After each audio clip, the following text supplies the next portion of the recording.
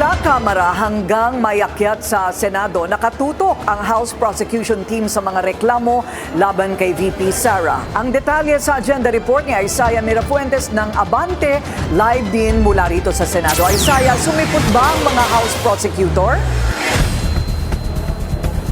Kurina, hanggang matapos ngang mag-convene ang Senado bilang impeachment court ngayong araw, hindi natin nakita dito ang mga miyembro ng prosekusyon mula sa House of Representatives. Katwiran nila, Kurina, hindi naman kasi sila tinawag sa sesyon kanina.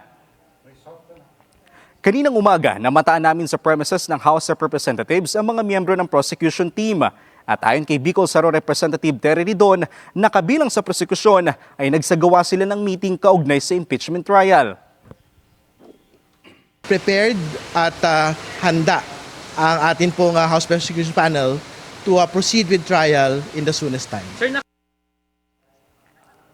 Inamin din ni Ridon na kabilang sa kanilang pinag-usapan ay kung pupunta pa ba sila sa Senado.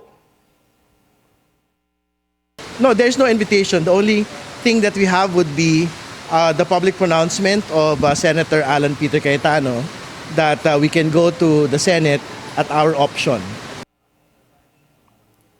Pero kanila pa rin napagkasunduan na pumunta pero hindi sa loob ng Senado kundi sa labas. Paliwanag nila sa atin, iyon raw ay para makasiguro silang handa sila sakaling kailanganin ang kanilang presensya habang nagkukonvene ang Senado bilang impeachment court. At kung sakali rin daw na kailanganin sila ng Senado para magpresenta ng mga dokumento. Pero hanggang matapos na mag-convene ang Senado ay hindi sila tinawag sa sesyon kanina. Inamin rin sa atin ni Ridon na kabilang na rin sa tinatalakay ng prosecution team ay kung sino ang mga private prosecutor na kanilang kukunin pero sa ngayon ay hindi muna nila ito mapangangalanan. Samantala, Kurina, nakakuha na rin tayo ng isa pang impormasyon na maliban nga sa mga prosecutor ay magsisilbi na rin spokesperson ng House Prosecution si Kabataan Party List Representative Rene Co. This representation, representing the youth, isa po siya sa mga spokesperson and asahan natin na dadalhin natin yung boses ng kabataan na nananawagan para sa hustisya. Kurina, bago nga tayo nakausap rin natin ang ilan sa mga miyembro ng House Prosecution. Ang sabi nila sa atin, ayos lang sa kanila kahit pa hindi sila nakapunta o nakapasok ng Senado ngayong araw. Ang pinakamahalaga raw sa kanila ay nag-convene ang Senado at malapit na ang impeachment trial. Kurina.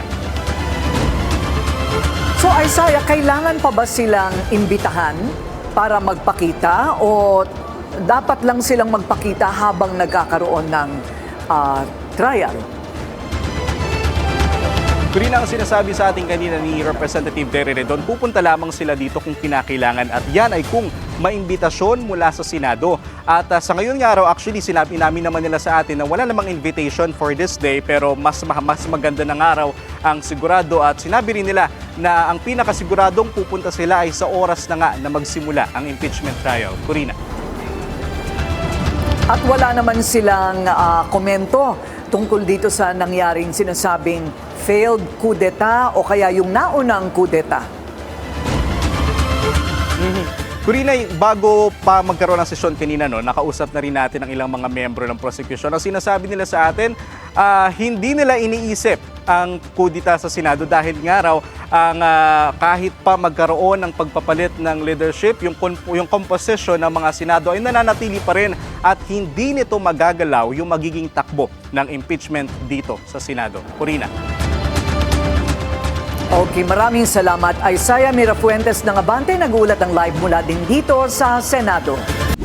Manatiling nakatutok sa Bilyonaryo News Channel. Sumubaybay sa aming social media accounts at mag-subscribe sa aming YouTube channel para sa mga bago at eksklusibong balita.